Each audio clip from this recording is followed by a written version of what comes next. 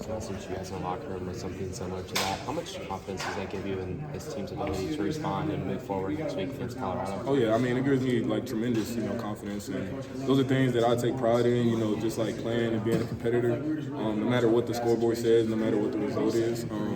Those are things that I take pride in. So, like Coach Campbell said, like getting back to the lab, working on those things, and like perfecting those things are things that are gonna get us beat in the future, and they got us beat today. So just going back to like what I was saying is just executing the basic things. So.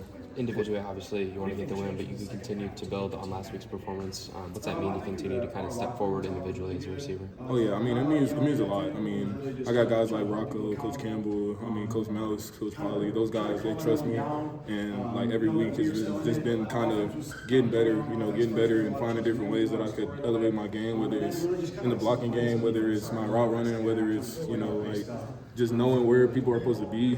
That's things that I kind of take and criticize myself on.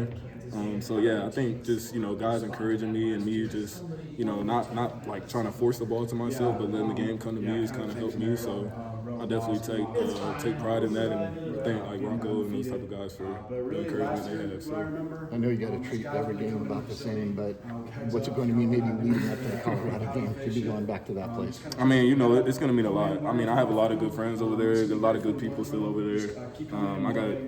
I still have a lot of respect for Dion and his team and stuff like that.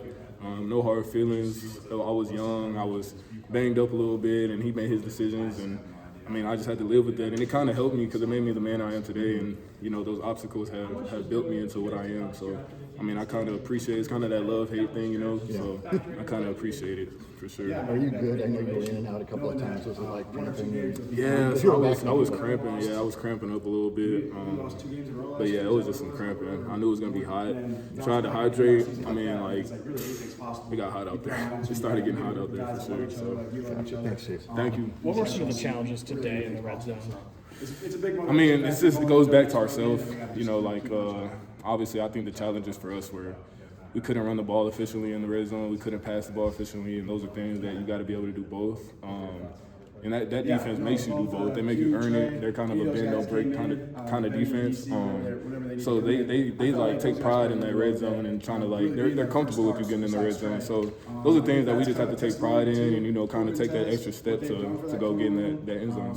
So I know you weren't the only one dinged up today. What does it mean to you and the team when you can see Rocco take a hit like that and be right back in the game? I'm the type of guy that any of my teammates take a hit like that, I'm first one, to make sure they know that wasn't right, that wasn't good. It is a physical game, but at some point, you got to protect your guys, and that's just something I take pride in. But obviously, Rocco's good. He responded well. He played a great game. So as long as he's good, I'm good. So you haven't been here for a loss yet. How do you think this program's set up to battle adversity like today? I've had plenty of losses in my career. Coming from Colorado with that 1-11 team, and then my first year at East Carolina, we were 2-10. So I've dealt with a lot of adversity. I've dealt with teams that have losers on them and have guys that don't want to play as hard or don't want to keep competing, and those are some of the guys that you don't want part of your program and stuff like that. But I think this program is just built on kind of that competitor mindset in everything we do, whether it's academically, whether it's nutrition, hydration, on the field, stuff like that. So every aspect of our life is competition, and we just have to keep doing the best we can to elevate that standard. Now that you're in this new program, what were some of the messages you heard from Iowa State's leaders about how to respond to this? Just harder for longer. Harder for longer has kind of been our motto. Just taking pride in winning that fourth quarter and keep playing and striving through those obstacles and stuff like that. I definitely saw that from a lot of players and a lot of guys on the team. We had some people banged up, and I think some guys like Quentin Taylor, he stepped up today. I think he had a pretty decent game. But those are the things that I'm looking for, and just kind of see guys who step up and make their mark and do whatever helps the team win, and that's all we can ask for. So Thanks, Chase.